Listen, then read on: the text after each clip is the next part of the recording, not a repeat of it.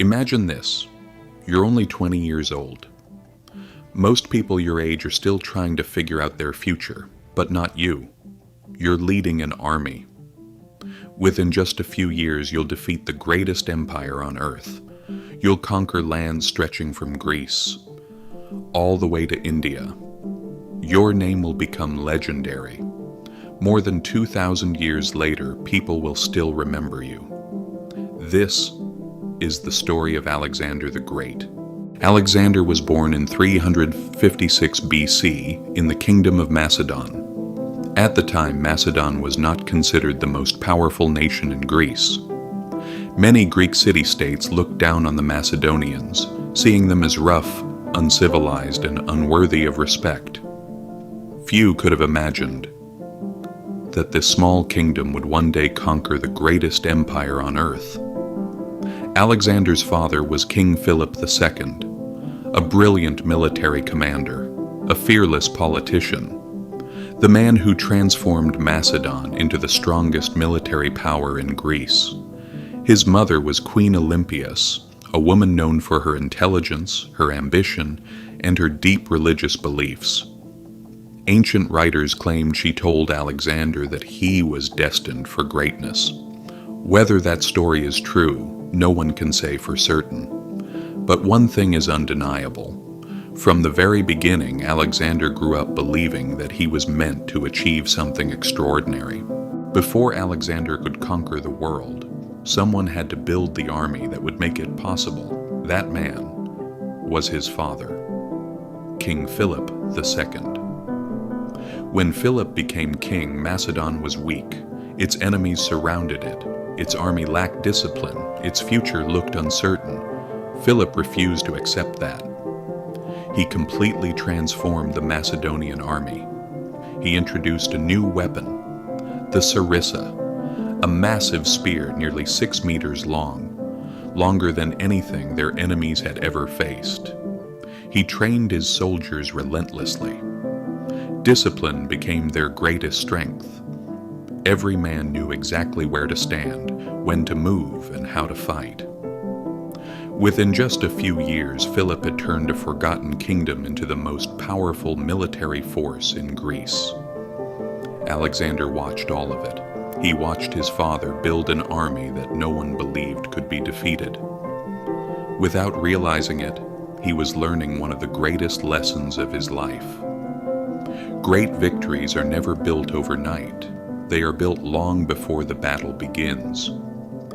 When Alexander finally became king, he wouldn't inherit a fragile kingdom. He would inherit the finest army the ancient world had ever seen. At the age of 13, Alexander was introduced to one of the greatest minds the world had ever known, Aristotle, the legendary Greek philosopher. His father believed that if Alexander was destined to become a great king, he first needed to become a great thinker.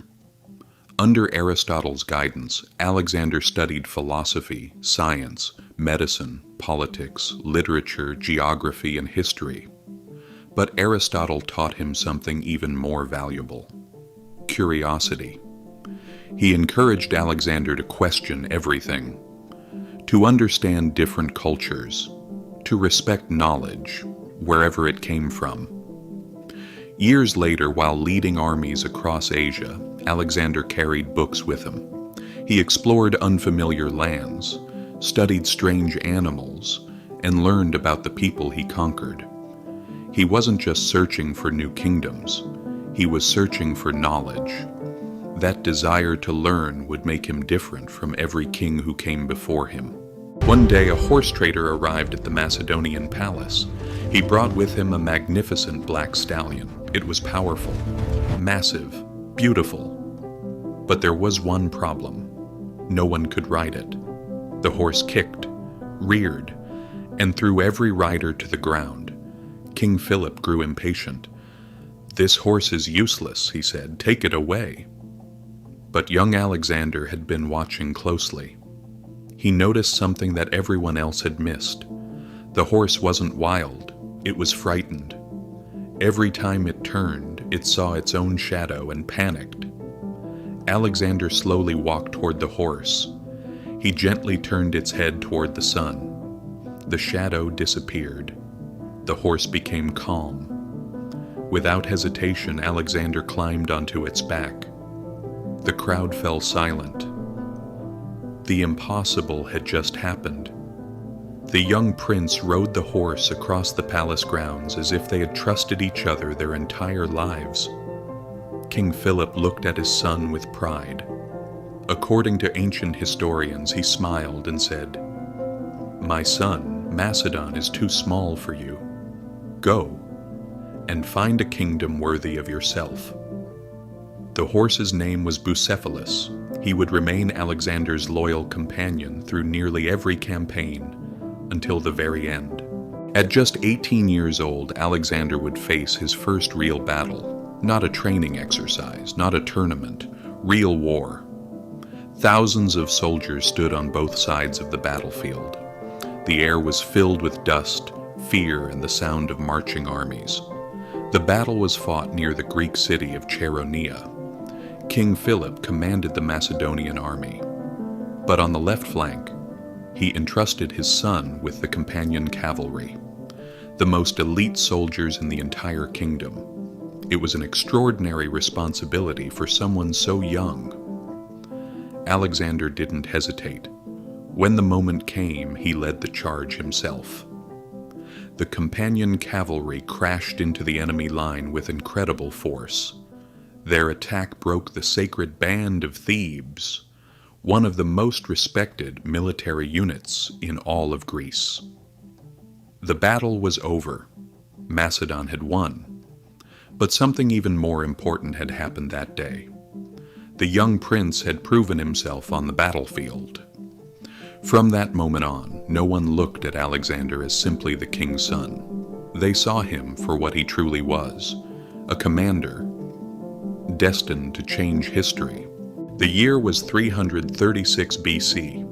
King Philip II had achieved what no Macedonian king had ever accomplished before. He had united Greece. His next goal was the Persian Empire. Everything was ready. The army was prepared. The plan was in motion. Then, everything changed. During a royal celebration, Philip walked through the theater surrounded by nobles and honored guests.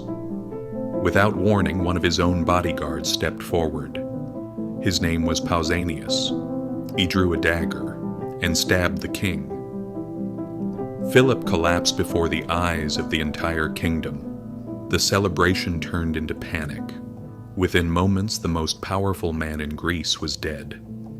Even today, historians still debate who was truly behind the assassination.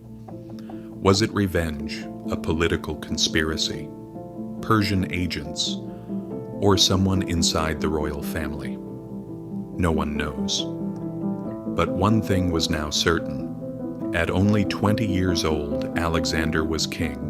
Alexander was only 20 years old. Many believed he would never keep the throne. To his enemies, he was nothing more than an inexperienced young king.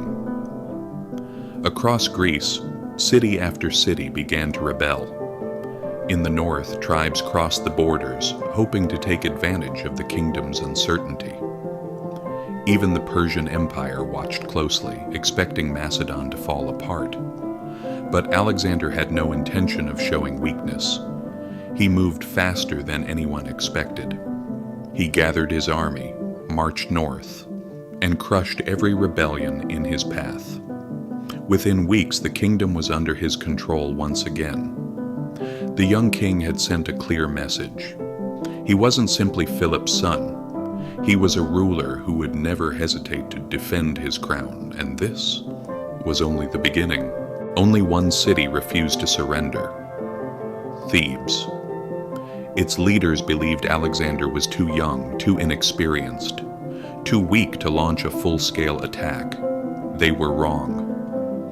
Alexander marched south with astonishing speed.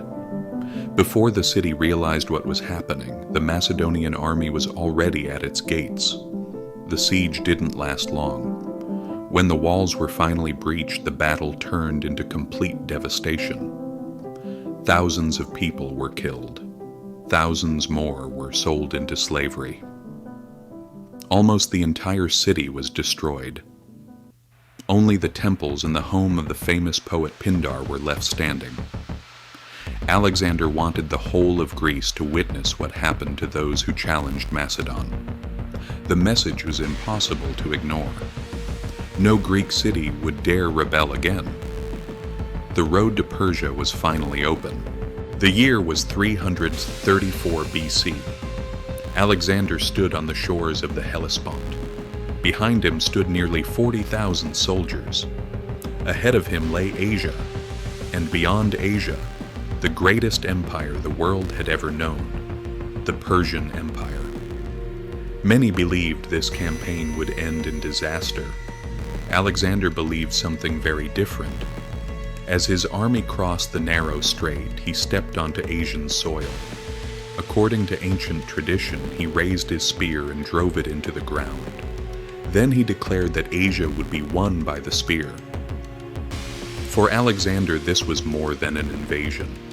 It was the beginning of a mission that would change the course of history forever. There would be no turning back. Alexander had entered Asia. Now, the Persian Empire was finally ready to stop him. The first great battle would take place at the Granicus River. The Persians held the high ground. Their cavalry lined the opposite bank. Crossing the river under enemy attack was considered almost impossible. Even Alexander's own generals urged him to wait. "Attack tomorrow," they said. Alexander refused. He believed every moment of hesitation gave the enemy more time to prepare. Without another word, he mounted Bucephalus, raised his spear, and charged straight into the river. The current pulled against the horses. Persian arrows filled the sky. For a brief moment, it seemed the invasion might end on its very first day. Then Alexander reached the opposite bank. His companion cavalry crashed into the Persian line with unstoppable force. The battle quickly turned. One Persian noble swung his axe toward Alexander's head. Another attacked from behind. Death was only seconds away. Then Clitus the Black rode in and cut down the attacker, saving Alexander's life. By sunset, the impossible had happened. The Macedonians had won. Alexander's invasion was no longer a dream. It had become a reality. The news spread quickly across the Persian Empire. One city after another had fallen. The Macedonians were advancing faster than anyone had expected. For the first time, King Darius III realized this was no ordinary invasion. Alexander was no longer just another rebel king. He was becoming a real threat to the Persian Empire. Darius ordered a massive army to be assembled. Soldiers arrived from every corner of the empire: Persians, Medes, Babylonians, Bactrians. Thousands upon thousands answered the call. Darius was determined to end the invasion with a single battle. He believed no army on earth could withstand the full power of Persia. Alexander was marching east. Darius was marching west. The two greatest armies of their age were now on a collision course. Their meeting would decide the fate of an empire. The year was 333 BC. At last, Alexander and Darius stood face to face. For the first time, the King of Macedon would face the King of Kings. Darius commanded a much larger army. His soldiers outnumbered the Macedonians by a wide margin. Confident in his strength, he believed the battle would be over quickly. But Alexander wasn't interested in fighting the entire Persian army. He had only one target: Darius himself. As the battle began, Alexander led the companion cavalry toward the Persian center. The charge was fast, precise, relentless. The Macedonian cavalry broke through the Persian line and drove straight toward the royal chariot. For a brief moment, Darius looked directly into Alexander's eyes. Then, he made a decision that changed history. He turned his chariot and fled from the battlefield. When the Persian soldiers saw their king retreat, their confidence collapsed. The battle was over. Alexander had defeated the most powerful ruler in the known world, not by numbers, but by courage, speed, and brilliant strategy. After the Battle of Issus, King Darius escaped, but he didn't escape alone. Behind him, he left his mother, his wife, his daughters, and the royal court. When Alexander entered the Persian camp, the royal family believed their lives were over. In the ancient world, captured royal families were often humiliated, imprisoned, or executed. They expected the same fate. Instead, Alexander did something no one expected. He ordered that they be treated with dignity and respect. Their servants remained with them, their possessions were returned, and they were told they would come to no harm. According to ancient historians, Darius's mother mistakenly bowed to Alexander's closest friend, Hephaestion, believing he was the king. Embarrassed, she quickly apologized. Alexander smiled and replied, "Do not worry. He too is Alexander." It was a simple sentence, but it revealed the kind of leader he wanted to become, not just a conqueror, but a king worthy of ruling an empire. Most cities surrendered when Alexander arrived. Tyre did not. The city stood on an island, nearly 1 kilometer from the mainland. Its massive walls rose directly from the sea. For centuries, people believed Tyre could never be conquered. Alexander had a different idea. If he couldn't reach the city, he would build a road to it. His engineers began throwing thousands of tons of stone, timber, and earth into the sea, day after day, week after week. The Persians attacked constantly. They burned siege towers, destroyed equipment, killed workers. Still, the causeway grew longer. After 7 months, Alexander's army finally reached the walls. The assault was relentless. Tyre fell. It was one of the greatest military engineering achievements of the ancient world. Even today, more than 2,000 years later, the remains of Alexander's causeway can still be seen, connecting the island to the mainland. The impossible had become reality. After the fall of Tyre, Alexander marched south toward Egypt. Unlike many nations he had conquered, the Egyptians did not resist. For nearly 2 centuries they had lived under Persian rule. Many saw Alexander not as an invader, but as a liberator. The gates of Egypt opened without a major battle. Alexander entered Memphis, the ancient capital, where he was welcomed with celebration. Soon afterward, he was crowned Pharaoh of Egypt. It was more than a royal title. For the Egyptian people, the Pharaoh was chosen by the gods. Alexander understood that conquering a land was not enough. To rule an empire, he first had to earn the trust of its people. Instead of destroying their traditions, he embraced them. It was a lesson many conquerors never learned, and it helped transform Alexander from a victorious general into a ruler of nations. Standing on the shores of the Mediterranean, Alexander saw more than an empty coastline. He saw the future. Instead of building another military fortress, he dreamed of creating a city that would connect the civilizations of Europe, Africa, and Asia. That city would bear his name, Alexandria. Its wide streets were carefully planned. Its harbors welcomed merchants from across the ancient world. Within a few generations, Alexandria became one of the greatest cities on earth. Its famous library would preserve the knowledge of countless civilizations. Scientists, philosophers, mathematicians, and explorers would gather there for centuries. Alexander wanted to be remembered not only for the battles he won, but also for the world he helped build. More than 2,000 years later, his city still stands, a lasting reminder that some victories are measured not by the land you conquer, but by the future you create. After securing Egypt, Alexander made an unexpected decision. Instead of continuing his campaign, he turned west, into the endless desert. His destination was the oasis of Siwa, a sacred place, home to the temple of Amun. For centuries, pharaohs and kings had traveled there to seek guidance from the oracle. The journey was long and dangerous, blazing heat, endless sand, and no certainty they would even survive the crossing. At last, Alexander stood before the high priest of the temple. What was said inside those ancient walls remains one of history's greatest mysteries. Ancient writers claim the oracle recognized Alexander as the son of the god Amun. Whether those words were truly spoken, no one can know. But one thing changed forever. After leaving Siwa, Alexander's confidence grew stronger than ever.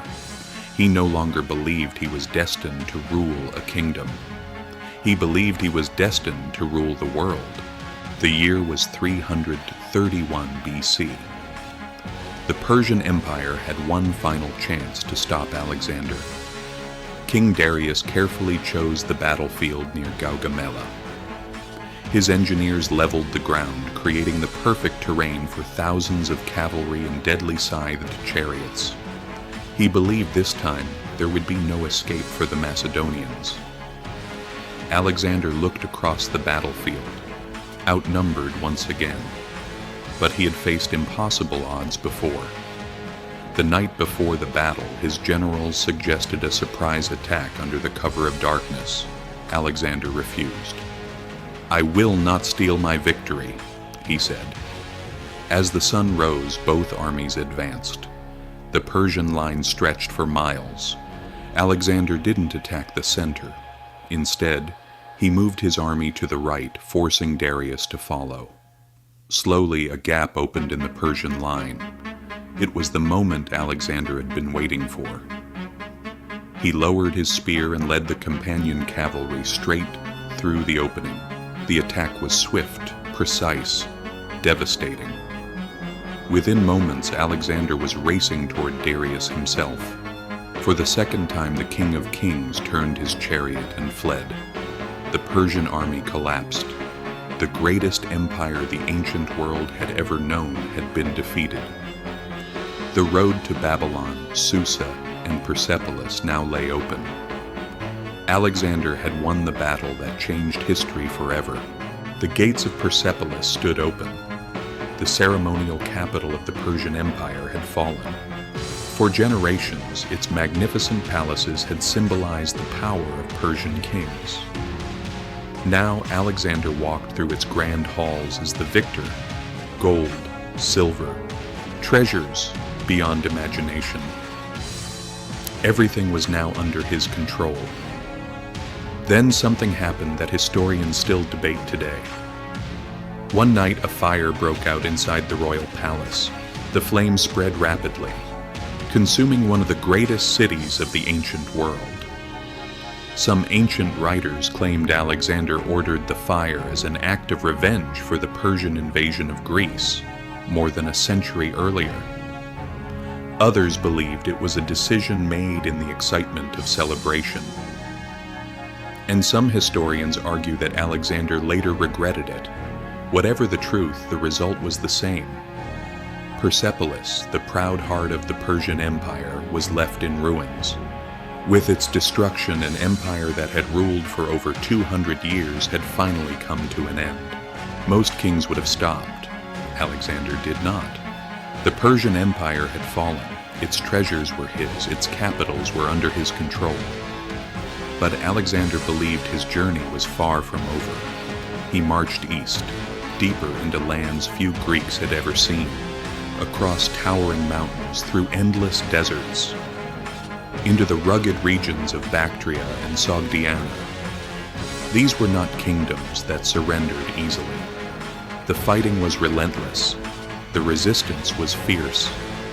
For years, Alexander was forced to fight small but determined armies that knew the land far better than his own soldiers. During this campaign, he met a young noblewoman named Roxana. Their marriage was more than a love story. It was a political alliance, uniting Macedonian and Persian traditions. Alexander was no longer simply conquering an empire. He was trying to build a new one, an empire where East and West could exist as one. But even after years of war, his ambition remained unchanged. There was still one direction left to go: east, toward India. By 326 BC, Alexander had reached the edge of the known world. Beyond him lay India. There, he faced one of the most remarkable opponents of his entire campaign, King Porus. Unlike many rulers, Porus refused to surrender. His army included something the Macedonians had never faced before: war elephants, massive, armored, terrifying. As the battle began, the elephants charged forward, shaking the ground beneath the soldiers' feet. For the first time, the Macedonian army hesitated, but Alexander adapted quickly. His cavalry outmaneuvered the enemy. His archers targeted the elephant drivers. Slowly, the battle began to turn. After hours of fierce fighting, Porus was finally captured. When Alexander asked him, "How should I treat you?" Porus answered without fear, "Treat me as a king." Alexander admired his courage. Instead of taking his kingdom away, he returned it, and even granted him more land than before. It was a victory won by strength, but remembered for respect. For nearly 10 years, Alexander had led his army across continents. They had crossed deserts, climbed mountains, won impossible battles, defeated the greatest empire on earth. But now, they had reached their limit. Beyond India lay even more kingdoms, even more rivers, even more unknown lands. Alexander wanted to continue. His soldiers did not. They were exhausted, far from home. Many had not seen their families in nearly a decade. When Alexander asked them to march farther east, silence filled the camp. No one moved. No one spoke. At last, one officer stepped forward. His name was Conus. Respectfully, he told his king what every soldier was thinking. They had followed him to the end of the known world. Now they wanted to go home. For 3 days, Alexander remained inside his tent, hoping his army would change its mind. They never did. For the first time in his life, Alexander accepted that even the greatest leader could not conquer the will of his own men. The march east was over. The journey home would prove more dangerous than many of the battles Alexander had already won. Instead of choosing the safer route, he led his army through the Gedrosian Desert, one of the harshest places on earth. The scorching sun burned the land day after day. Water became more valuable than gold. Food disappeared. Men collapsed from exhaustion.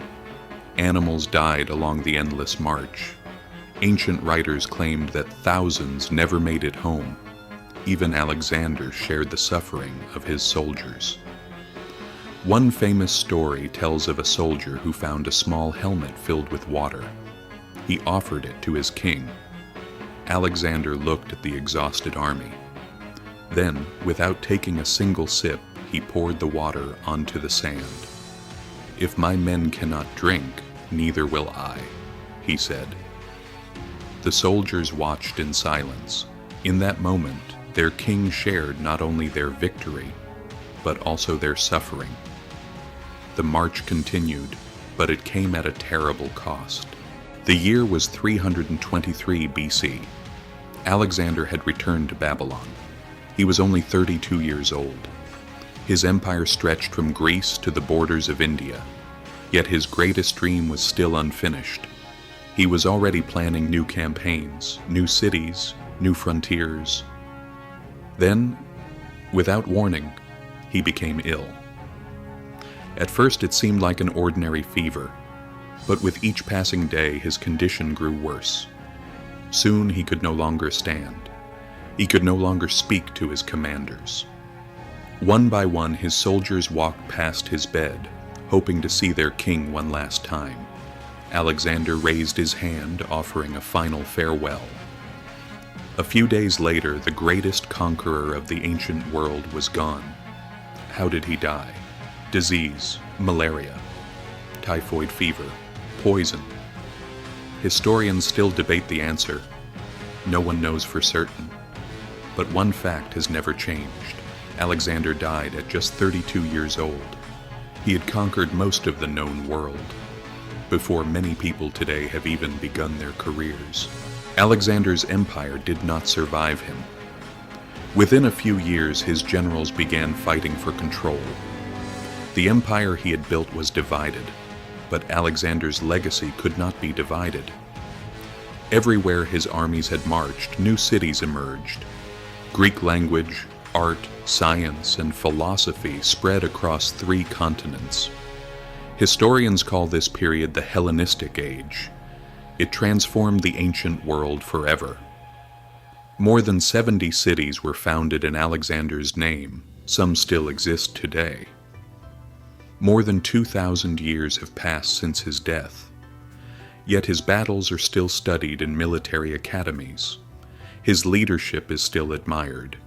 His ambition is still debated. Some remember him as a brilliant conqueror, others as a ruthless king. Perhaps he was both. But one thing is beyond dispute. Very few people have changed history as completely as Alexander the Great. He lived for only 32 years. Yet his name has survived for more than 23 centuries. And perhaps that is the greatest victory of all.